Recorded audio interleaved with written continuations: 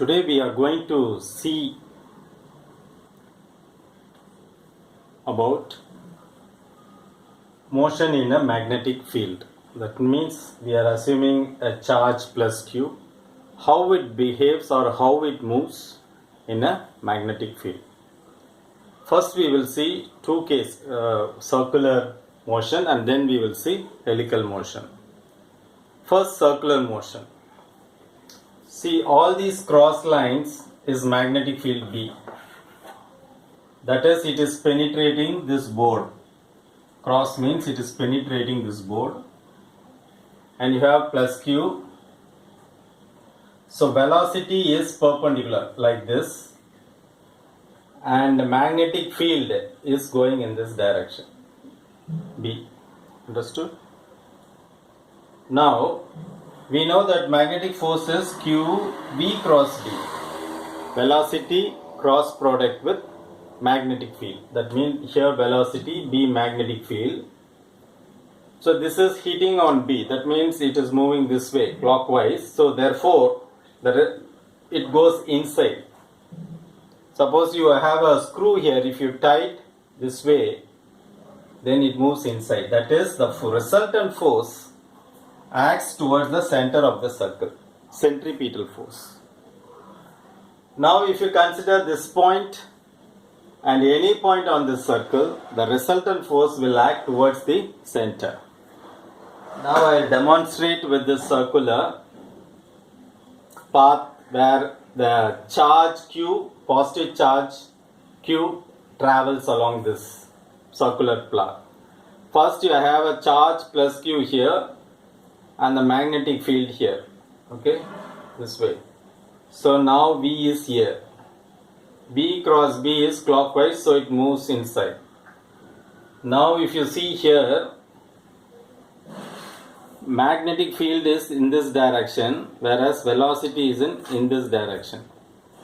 Now V cross B, this is V and this is B. V cross B means this is hitting this.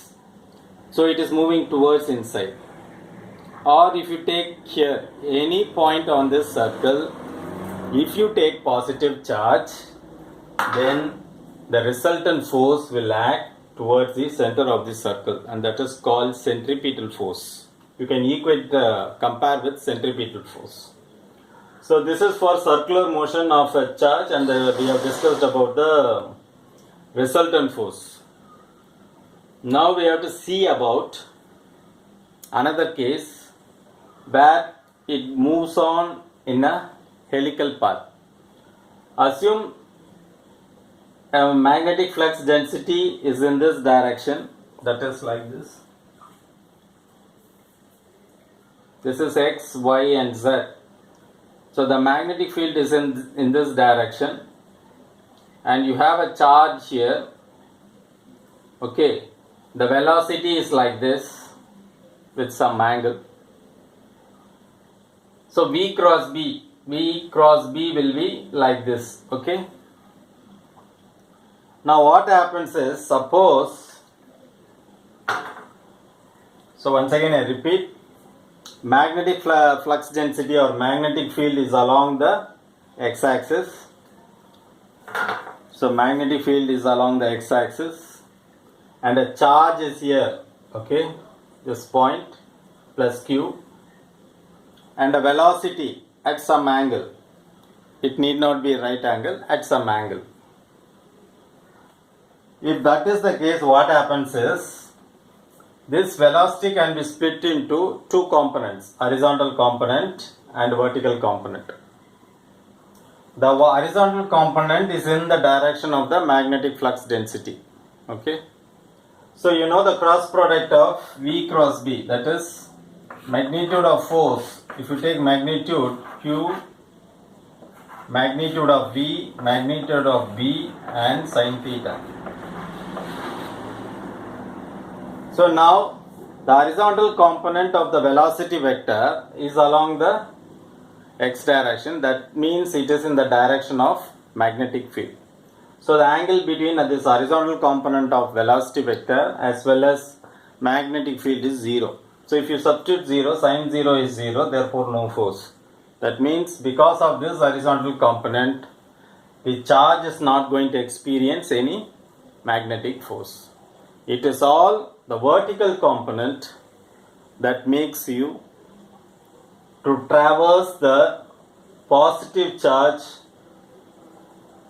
The positive charge experiences the force because of this velocity vector of the vertical component. So in that case, what happens is this plus q moves in a helical path.